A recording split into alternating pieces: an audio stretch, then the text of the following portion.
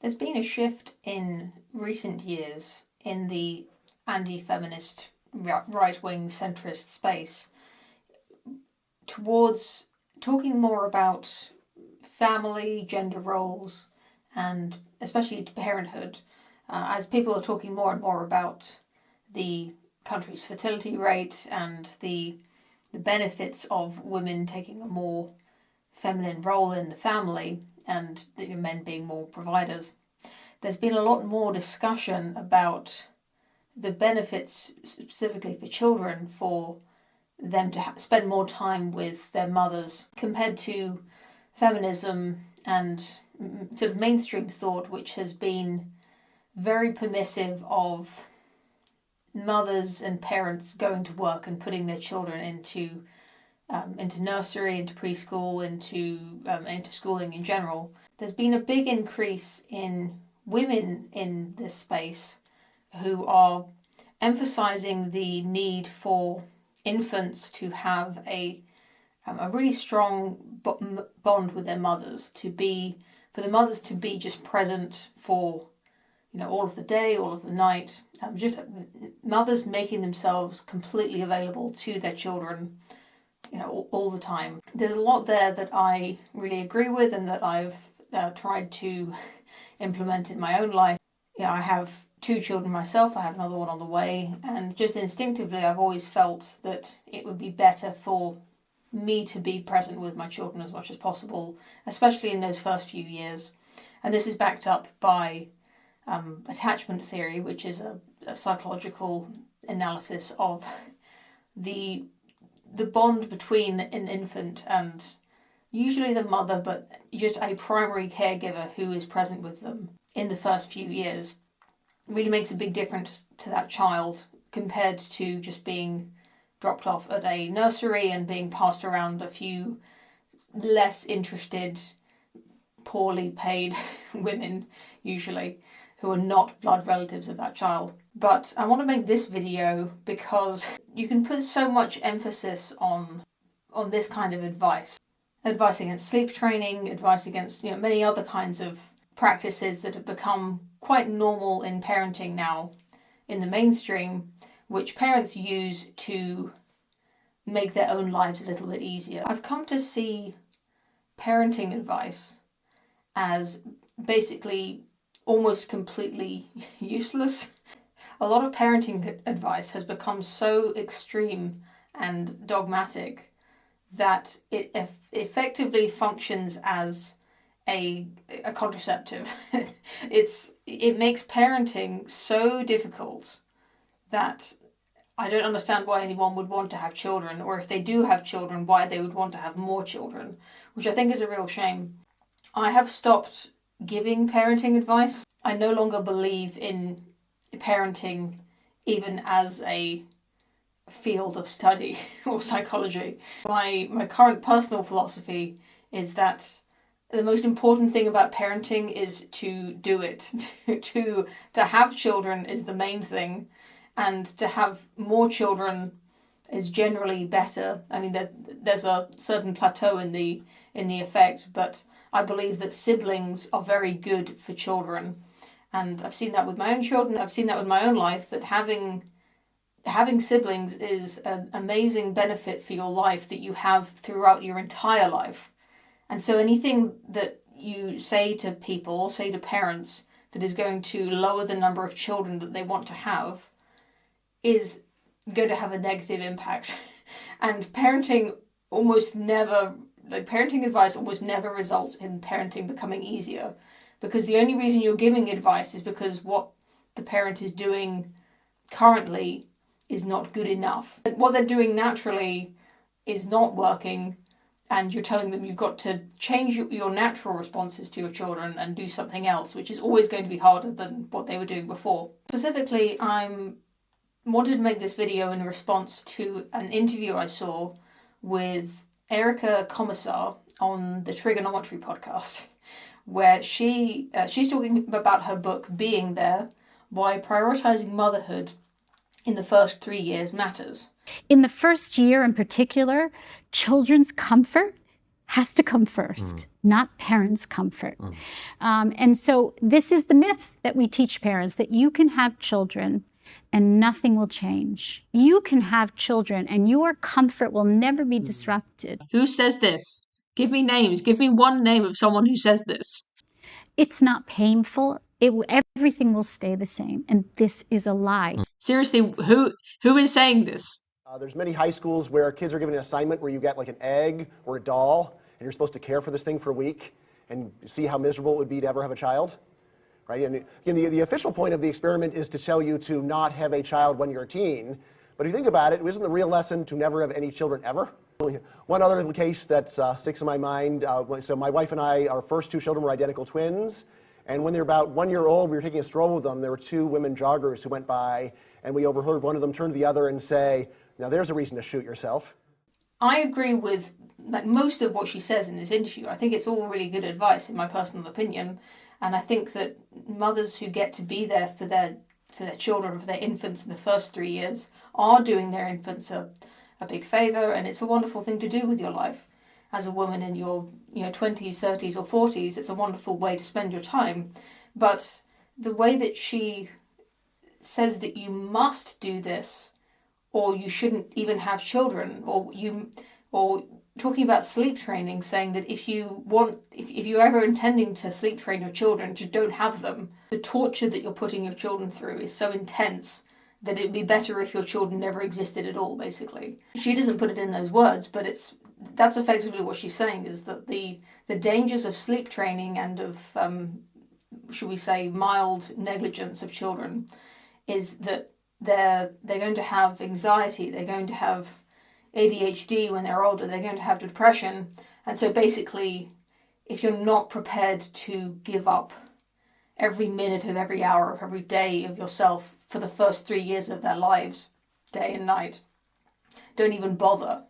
And this Erica Commissar is not the only woman giving this kind of advice. There's many women, to a greater or lesser extent, who have got a large platform from telling mothers that what they're doing for their children is not good enough and they need to do more. I got wrapped up in, I'm using the passive voice there as if I wasn't the instigator, but I got myself embroiled in a bit of a discussion about this on Twitter a few weeks ago, when we were talking about the basic necessity of using the toilet or taking a shower when your child is not completely settled and asleep. If you leave a child alone because you need to wash yourself or use the toilet for more than a few minutes at a time, someone on Twitter was arguing that this was tantamount to gross negligence. That this was something so terrible for a mother to do that she shouldn't even have children if she's considering doing this.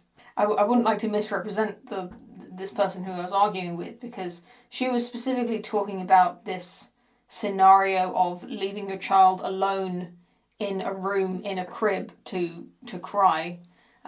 Specifically, she was talking about a dark room. I don't know why she was fixated on the room being dark. Leaving your child alone in, flat on their back in a room is actually the only safe place, according to sort of medical science. The advice that midwives give to parents is that leaving your child, in an empty crib is the only safe place to leave them if you're either going to be asleep or if you're going to be out of the room. When you're talking about something as basic a human need as washing your body when you've been taking care of an infant, getting all kinds of bodily fluids, on you, in your hair, in your nail beds, taking 15 minutes to clean yourself is not a frivolous luxury that mothers are sort of treating themselves to while their child is in distress. Obviously, it would be better to do that while the child is sleeping, but many children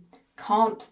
Maybe like newborns, they really take a very long time to get to sleep, and it might just not work every single time. You can't always guarantee they're going to stay asleep for the duration of your shower or whatever else it is you're taking care of in the bathroom. In case you think that this is a really weird or specific thing to be arguing on the internet about, I wanted to read you this thread on r/parenting, the parenting subreddit. What I don't get is parents saying that they cannot shower because their child didn't want to be put down. I feel better and was a better parent when I was clean. So I made sure my babies were fed and changed and that they took care of my needs too. Parents, attend to your own needs also. Eat when you're hungry, shower when you want to be clean. You'll be better at parenting when you feel good also. I got called an abuser and banned from one of the most popular parenting groups on Reddit because I said I let my 7-week-old cry for 5 minutes. But the sleep training attachment theory dogma is that any amount of crying that an infant does without being soothed by an adult is so damaging to the child's brain that every time you do it, you're doing psychological damage to your child. And it's not that I'm advising parents that it's okay to do that, or that I'm telling them that it's not okay to do that, or that I disagree with that science. As I said at the start of this, I'm against the whole philosophy of giving parents advice at all. I think that being a parent is extremely difficult, especially if you have an under 3-year-old, or if you have a newborn especially. They need so much from you that it's a constant battle every day. Like every hour of every day, you're battling to meet your own physical needs, your own psychological needs as well. You're fighting for every single meal. Every cup of tea is a battle. I think the problem is not ordinary parents who are a little bit blasé about going for a shower when their child isn't completely settled or completely comatose. The problem is that some parents are grossly negligent, and that maybe they're addicted to drugs or they're addicted to alcohol. Some families are very abusive. There's lots of ways that people do parenting very, very badly, but this isn't it. Like mothers going out to work, like it might be upsetting for their children, and maybe that does have some consequences down the line, but I think having the children is what matters. And I think parenting advice should always be framed in that way, that it's better to do parenting better. It's better to give more of yourself to your children as much as you can, but there is a limit to how much people can do that. This is once again a case where we can go and compare popular perceptions with data. Sociologists have been asking people how they spend their time for about the last 40 years. So if you want to compare 1965 to 2000, dads in 2000 did more than twice as much childcare as they did in 1965 in terms of hours. Now, since they did almost nothing in 1965, that's not that impressive. But still, it's more than a doubling, so big change. And now, here's what's really impressive.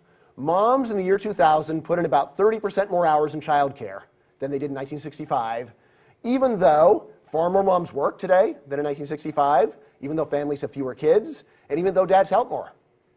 So basically, moms today put in more hours of childcare than they did when moms were stay-at-home moms.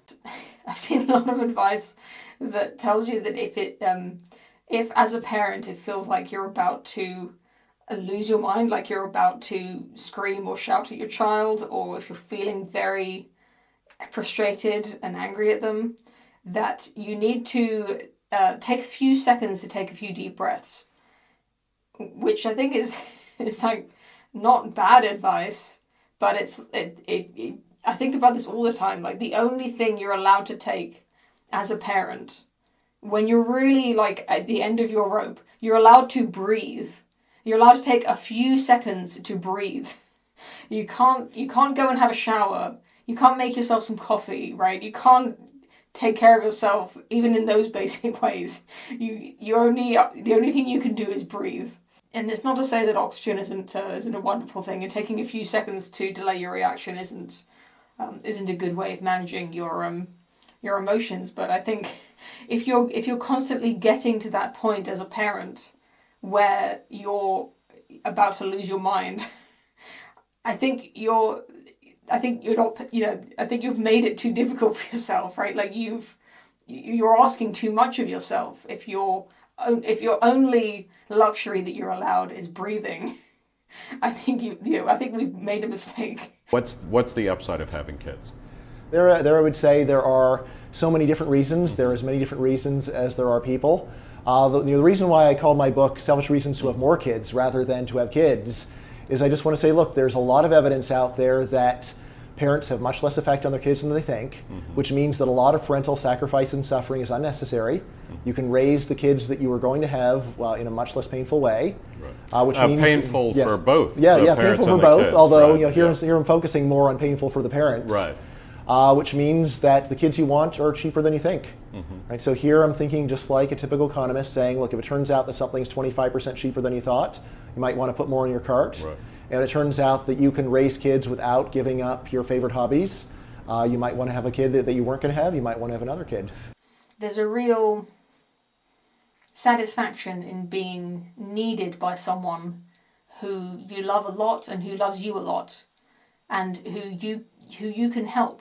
You know, giving someone that help that they need, whether it's someone in your family or especially for a child.